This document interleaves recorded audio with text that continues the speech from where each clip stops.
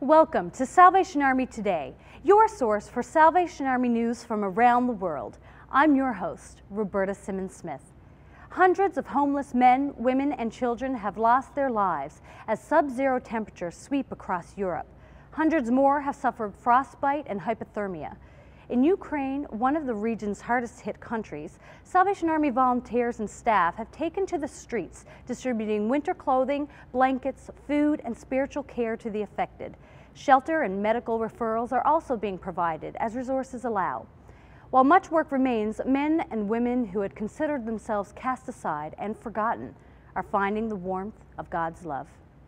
The Hope Center for Kids, an Omaha-based charity, has launched a creative solution to the ever-growing problem of gang violence. Youth from the center, the Salvation Army, and other outreach programs have been brought together to compete in a local basketball league. In addition to offering a safe haven from the streets, the program incorporates prayer and life skill lessons. The center's founder, Pastor Edward King, realized that most gang members did not want to continue along their current path, but lacked a means of escape. By fostering community and building respect among the players, tensions and territorial lines have faded. While the struggle is far from over, this exciting ministry is making great strides. This little light of mine, I'm gonna let it shine. Oh, this little light of mine, I'm gonna let it shine. This little light of mine, I'm gonna let it shine. Let it shine, let it shine, let it shine.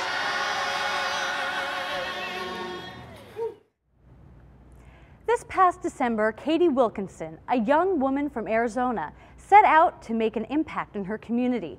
The 16-year-old founded the nation's first Red Kettle Club. More than 20 of her high school classmates joined the effort, donned aprons, and rang bells. Over the course of 10 hours on a cold and rainy day, the students collected $1,386. Perhaps more importantly, the volunteers walked away from the experience inspired to continue their service. Speaking of Katie, Corps Officer Captain Robin Bergeo said, "Never in my 20 years in the Army have I found such a dynamic young lady." May this final story be a source of encouragement as you continue in your ministry.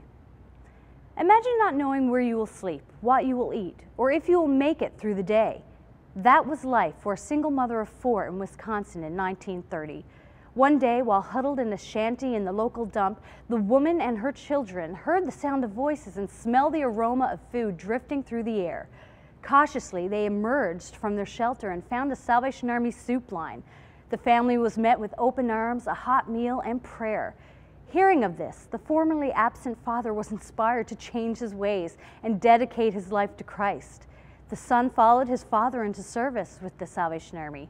And years later, the story is still unfolding in Nashville, Tennessee, where the grandson, Mike, works each and every day in resource development dedicated to the mission and ministry of the Army. To all those who give of your time and talents, thank you. Dramatic change is often preceded by simple acts of kindness. If you would like to contribute a story to our next broadcast, please contact the team at Salvation Army Today at satoday@uss.salvationarmy.org. Be sure to watch next week for more news of lives changed. For Salvation Army Today, I'm Roberta Simmons-Smith. Good day, and God bless you.